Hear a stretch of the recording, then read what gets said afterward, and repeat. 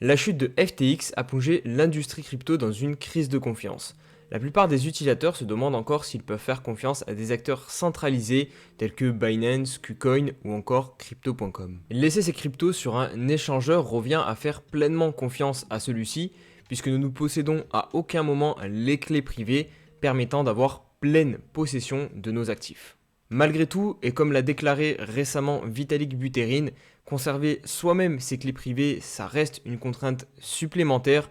Aller demander à un néophyte qui ne connaît rien à la crypto de conserver une phrase de 24 mots, lui dire que s'il perd cette phrase de 24 mots, il perd à tout jamais l'accès à ses cryptos, je pense que ça peut être assez repoussant. Donc est-ce que c'est vraiment vers ça que doit s'orienter l'écosystème et l'industrie crypto? C'est la question qu'on peut se poser.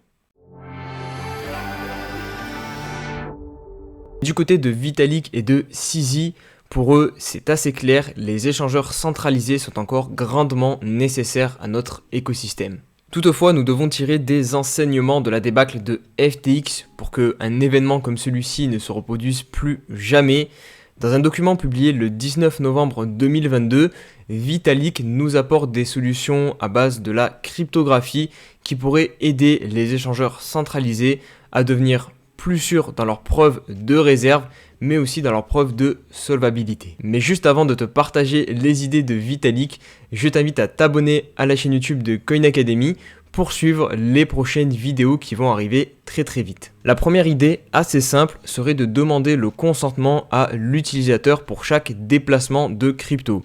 Pour faire simple, si vous avez un Bitcoin sur un échange, l'échange doit demander votre consentement avant de pouvoir le déplacer. Mais cette solution pose pas mal de problèmes, notamment au niveau de la sécurité pour les échanges et aussi les utilisateurs, des problèmes de latence ou encore des problèmes en termes de charge de travail pour l'échange qui donc rajouterait un coût énorme. De plus, Vitalik ne s'est pas attardé très longtemps sur cette solution, probablement pour les raisons que je viens de vous évoquer. En revanche, il s'est bien plus attardé sur des solutions à base de cryptographie. On va commencer par la preuve de solvabilité et une manière assez simpliste d'obtenir cette preuve serait en fait de publier une liste avec tous les noms des utilisateurs et en face de chaque nom d'utilisateur le solde correspondant en crypto de l'utilisateur. Du coup, ça serait simple, on pourrait vérifier directement qui possède quoi, mais le problème, vous vous en doutez bien, c'est au niveau de la confidentialité où là, ça coince complètement. Mais c'est là que l'on va faire intervenir la cryptographie en introduisant un hash pour dissimuler le solde des utilisateurs.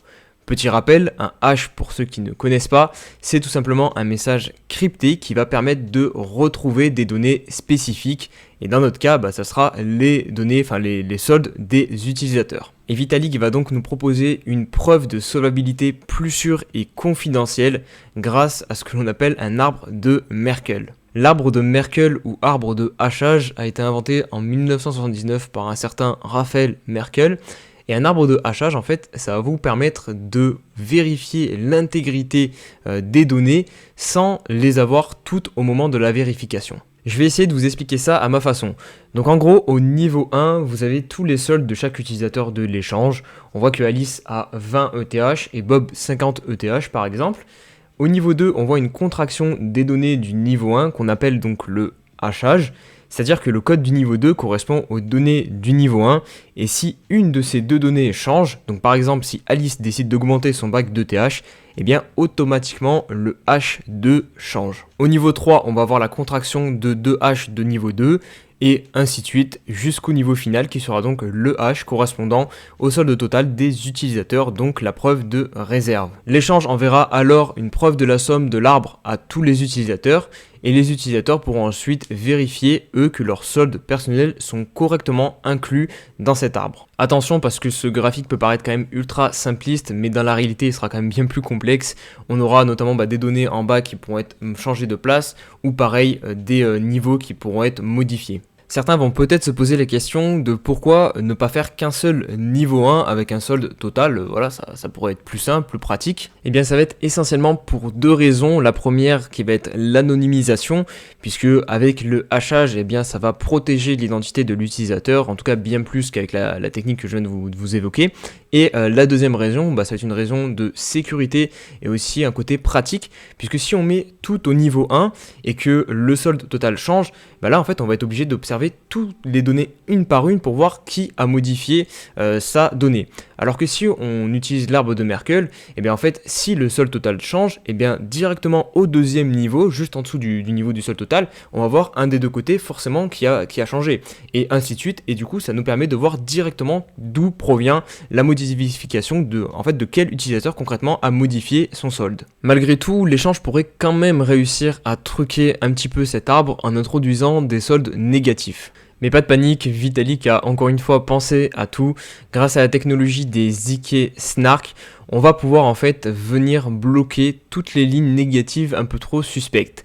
Et en plus de ça, le ZK Snark va rajouter aussi une couche d'anonymisation, puisque cette technologie qui fonctionne un petit peu comme un filtre va fonctionner sur ce que l'on appelle la preuve à divulgation nulle de connaissances. Mais si tu souhaites en savoir plus sur ce sujet, je te laisse venir consulter l'excellent site de Coin Academy où tu vas pouvoir retrouver des articles sur ce sujet. Maintenant qu'on a une solution pour prouver la dette que peuvent avoir les échangeurs envers les utilisateurs, il nous faut maintenant une solution pour prouver les actifs que possède réellement cet échangeur. Une première solution assez simpliste pour commencer, encore une fois, ce serait en fait de demander à un échange d'envoyer une transaction avec le solde sur une adresse prédéfinie et inclure un message du type Binance, ces fonds appartiennent à Binance. Mais cette solution ne serait pas vraiment adaptée puisque les échangeurs utilisent souvent des cold wallet ou portefeuille froid en français. Donc si on voudrait vraiment faire déplacer à chaque fois les fonds, il faudrait un coût et une charge de travail assez conséquente pour l'échangeur. Un autre problème serait lié au double usage de collatéral. On a pu le voir un petit peu avec l'affaire Crypto.com et Gate.io qui se seraient potentiellement envoyé des ETH pour combler leur trou. Et bien Vitalik pour ce problème propose comme solution d'utiliser le même bloc. Donc pour ça on pourrait imaginer que tous les mardis à 14h tous les échangeurs font leur proof of asset et du coup doivent envoyer la transaction à ce moment là. Le problème encore une fois c'est que ça reste quand même pas mal contraignant et difficile à mettre en place. Et encore un autre problème, c'est tout ce qui est lié aux monnaies fiat, puisque les échangeurs possèdent quand même pas mal de monnaies fiat dans leur trésorerie. Comment on pourrait vérifier tout ça ? Sur ce point-là, Vitalik pense que c'est assez compliqué de se passer du système traditionnel classique, qui est celui du milieu bancaire, avec tout le système d'audit financier, qui pour le coup est plutôt réalisé par une action humaine. Donc voilà, avec ce papier de Vitalik, on se rend compte en fait de la complexité du défi auquel nous sommes confrontés, puisque par exemple ce n'est pas forcément de la faute des échangeurs qui seraient de mauvaise foi en ne voulant pas être transparents, mais on a vu que la transparence au final, ça peut derrière entraîner d'autres problèmes. Et puis par exemple rendre la pleine possession des actifs aux clients, est-ce vraiment la bonne solution actuellement ? On a beaucoup de personnes qui sont très peu éduquées sur le fonctionnement des cryptoactifs et du coup imaginez un néophyte perdre sa clé privée et du coup perdre l'ensemble de ses actifs, c'est quand même pas une chose très saine je pense.